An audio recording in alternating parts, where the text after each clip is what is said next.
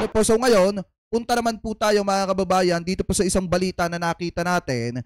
Galing po sa DZRH News, kanila po yan. Hindi po yan natin, gagawan lamang po natin ng reaction video. Sabi po kasi dito mga kababayan, nagsimula ng humingi ng suporta ang Makabayan Black sa Kamara para sa impeachment laban po dito kay Sara. At dito mababanggit din yung isang possible na impeachment pa na isasampa or i-complain laban po dito kay Sara mga kababayan. Dahil ang pagkakaalam ko parang may hinihintay pang isa para magdire-diretso na po itong usapin ng impeachment dyan po sa Kamara. So ito, pakinggan po natin yung balita. Samantala, kausapin natin si ACT Teachers Party List Congressman Franz Castro.